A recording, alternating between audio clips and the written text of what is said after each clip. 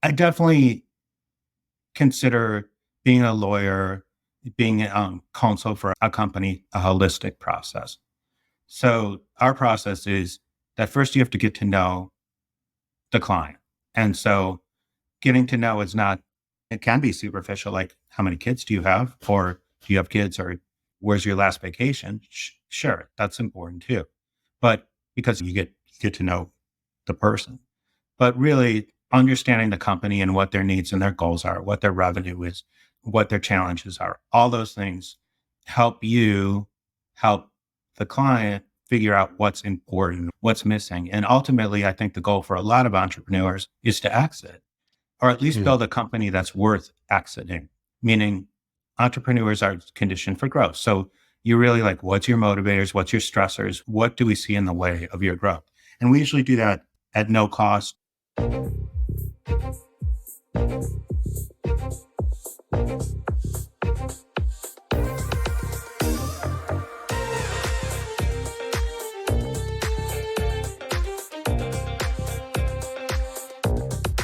Welcome to Super Entrepreneurs Podcast. I'm your host, Shahid Durrani. Today we have with us Steven Weigler. Steven is the founder and managing partner of Emerge Counsel, whose mission is to provide a worldwide clientele legal counsel on protection of intellectual property and business assets at a lower price point than larger legal firms. Welcome to our show, Steven. Good to see you. Yes, great to have you here. So, can you share a story how you got into this? Sure. My story is it's pretty unique for an attorney and it's a lot to do with entrepreneurism. I started out not wanting or not even thinking about any of this. I wanted to be a prosecutor in a large city. And so I started, and it's been fairly a number of years, but I started in Miami, Florida, where I prosecuted a lot of criminals and really did a lot of work. And just through that, you really get to understand people and problems. And I got burnt out on it pretty quickly. And that was my career goal. I did it. It's not particularly lucrative and I needed a plan B. And I met my wife and we decided to move to Denver where I currently live and really got into telecom, got into technology. And after I worked for a Fortune 50 company, AT&T, as legal counsel and learned a ton about like how large companies do things. And so a lot of things about, especially when it comes to branding and an image and how they take care of their assets and how they do decision making, which is sometimes surprisingly loose and sometimes surprisingly rigid. And anyway, AT&T got bought and I started my own company, which was a predictive analytics company. And I took on investment and I saw the good, the bad, the ugly of everything in growing a company from goose egg to multi-million, including exit. At the time, I made some mistakes along the way, and I think many entrepreneurs do. Mine really involved how to manage cash flow because I sold a lot to business to government. And second, how to build a C-suite team. And third, how to manage investors. So those are three things I really learned through that process. Anyway, I exited that in 2016 and started Emerge Counsel, where I took all my experiences and my wife asked me to do that because she said, you can't sit on the couch. I was too young and I needed another turn. And really took what are the skills that I learned as an entrepreneur? What do I wish counsel would have been like when I was an entrepreneur? And because I really didn't have good counsel. And I built a firm around that. And so the firm really focuses on the key things that entrepreneurs need. It could be a company pre-revenue, or it could be all the way to multi-million dollars. But what do companies need out of counsel? Which is pretty much that you have a strategic relationship, a win relationship with an attorney or two that are not only your attorney, but your confidant. They understand you, they understand your business, and they understand what you need to do to get from point A to point B. And hopefully that attorney can take you there. And that's what we are at Emerge Counsel. And Mm, it's been just a fantastic ride. I plan to do it the rest of my life, great. the Great. rest of my working life. Yeah. No, that's great. I don't So, know, maybe, but yeah, there's nothing I found my dream position, that's awesome. I love it. but it takes a lot of work. Like Of it's pretty course. much Yes. 24/7. So any entrepreneur, you got to want it, right? And if you feel like you're not Mm, wanting it, go on a retreat and figure out how to want it, or there's lots of jobs. mhm.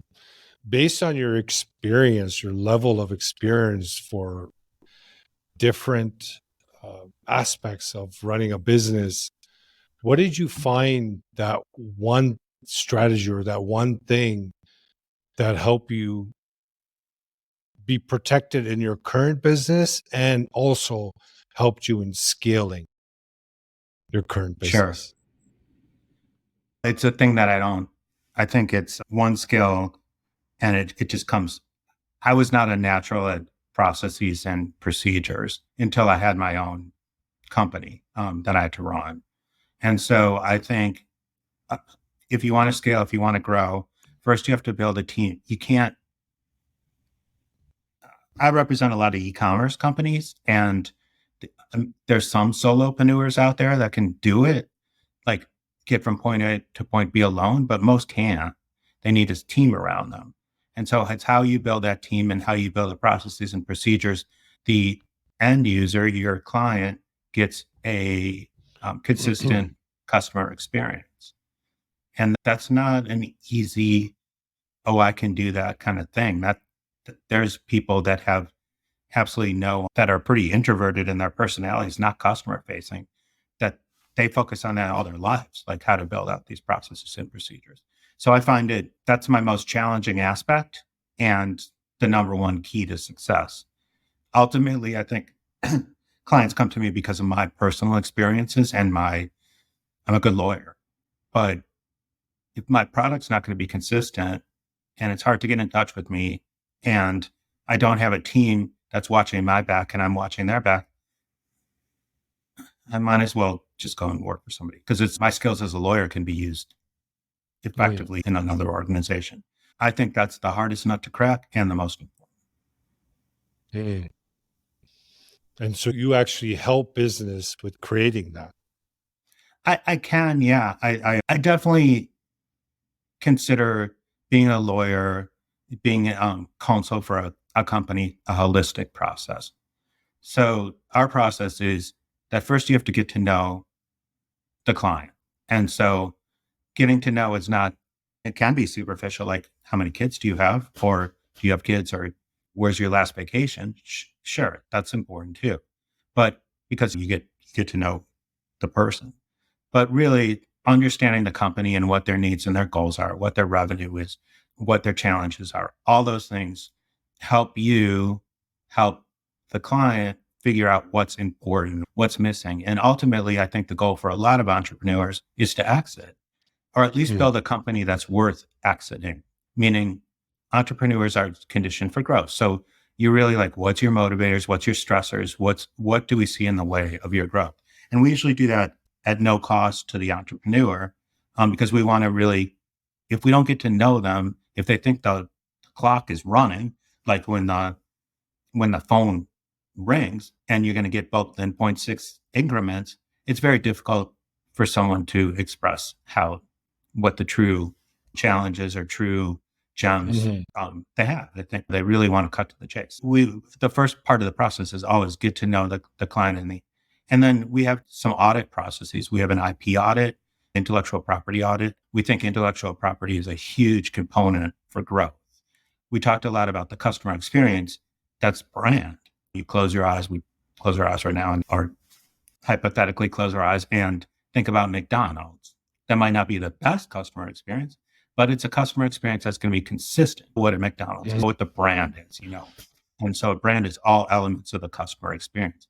And we really highly focus on brand protection because every company, every business, unless you sell cogs, has a brand experience. And we focus on protecting that because we don't, mm, if you've created a unique brand proposition, You don't want anyone to rip it off. So that's through trademark. We focus on protecting unique marketing collateral, such as brochures, etc. Or even product design. That's through copyright or sometimes design patent. And we focus on trade secret, things that are secret about your company that you don't want anyone else to know. A lot of times as you grow, you're throwing the secret sauce out there as you hire new employees. You don't want new employees, a smart one, to emulate your business. And so those are all things that are done on usually, hopefully, on the front end to make sure that the company has value. And so we have that's an IP audit. A business audit focuses more on, okay, do you have any partners? What's your operating structure? Is that going to be an operating structure? Are you seeking investment? And is that an operating structure that an investor would want to invest in? Because a lot of times an investor's, for good reason, is not really particularly into investing in a limited liability company. And also a lot of entrepreneurs have a limited liability company, which is fine for taxes, but have a partner and they don't have an operating agreement that spells out what happens if. And this is going to be my next ebook. But if you don't have an operating agreement that really spells it out, those are the ones that stuff happens when in the places you least expect it. And a lot of times that's my next call is we're dealing with an incomplete operating agreement and partners fighting. It's going to be a lot more expensive, a lot more difficult to deal with it now than if you dealt with it proactively. It doesn't have to be at the very beginning, but proactively. So through getting to know the client, through asking a number of questions, we're able to really figure out how the company can be enhanced in value through business legal processes or IP legal processes. And then we memorialize that. If we work with the client for more than a transaction, meaning like a one and done, we're going to get to know that client and we love when they come to us to exit. And we just finished 2 successful exits in August where, we're negotiating for millions of dollars. That's going to be in the client's pocket. My favorite story last month was the gentleman's 28 years old and now he's a multi-millionaire. That's really fun, but not every company wants to grow like that. And that's again why you get back to the entrepreneur. What is their goals? I hate when I go in an autopilot sometimes. I'm like, you got to do A, B, and C. And they're like, I don't think I want to grow that way. It's really understanding, taking time and understanding the client is number one important. It's no different than when you go to a doctor or go to even a psychologist or whatever. If you go and they don't know you and they don't know, and they're just, busy diagnosing and moving on to the next patient, it's not going to be a very positive experience. And there's a chance that they might get it right with the medicine, but they're not going to get it right holistically. Lawyers. So go ahead. So what are some of the key insights on the importance of IP and like business assets, for example, startups compared to an established business? Sure. So established businesses, for better or for worse, have established processes and established structure and usually very established channels of finance. Enterprise is just a whole different league. If they want software, they get customized software from large companies that wouldn't even touch small companies. And so but the reason startups and early stage businesses do well is because they're lean. They're fresh start. They're hard to start. They're able to turn on a dime, and the whole lean concept of if it doesn't work, we can change it immediately. Where a large corporation, that would be a huge ordeal. And so good point. So the whole idea of, there's a great book, The Lean Startup, is you're like an experiment lab as a startup. And how you're going to handle that experiment is crucially important. If you're going to handle an experiment, say you're even brewing beer or something, you're not going to just throw it all in a bucket. You're going to use an experimental model. And so an experimental model means you're going to put some parameters around it and make sure that the experiment is relatively controlled. And the same holds true for businesses that are early stage. Yeah, you have flexibility. You can do whatever you want and no one's going to tell you otherwise. But you should really, again, kind of work on a framework of an experimental framework to say, all right, maybe I will take on a partner, but I don't want to take on a partner that's going to stick me in the mud for so many years. Or maybe I will try a new brand. You don't want to start a new brand and just throw it out there. You want to make sure, A, that it's protected, B, that the dogs are eating that dog food, and C, that it doesn't cannibalize your old brand. Because again, it's like synergies of branding are crucial to growing a business because you have to be able to explain the story to, and I always look at, can you explain the story to someone who wants to invest or someone that wants to buy your company? And so it has to be, again, memorialized and controlled. I think a lot of times what lawyers do is we memorialize the things that you don't want to memorialize, like the capital structure, the operating agreement, the tax forms. I mean, everything about what we do is all the grooming to make this company run like clockwork, and then have the entrepreneur really focus on sales, marketing, growth, running a C team, because that C team is going to be who you're with all the time. So, yeah. And so there's so much to do for an entrepreneur, but that all has to be tidied up. And entrepreneurs by their very nature, and trust me, I sometimes even am one now, that's not those things. As some are better at organizational management than others, but the focus on a lot of entrepreneurs is spin, buzz, management, and not, do I have the adequate operating structure? Is this capitalized the way that an investor would want to see it? I didn't think so. Is there, am I so exposed in IP that they're going to take it? This just happened yesterday where a client of mine didn't have a trademark, and the person that was going to buy the company is not buying. There's too much exposure. Those are the kinds of things that you rely on counsel or someone like me to do. Can you share one of the most common myths about IP for a business owner? I think it's an interesting question. I think a big myth is that more is better. Somebody else, I just keep piling them on. 50 trademarks. It's like, all right. And, a lot of times it's one and done. You need to protect your logo, maybe you need to protect the literal element of your brand, for sure.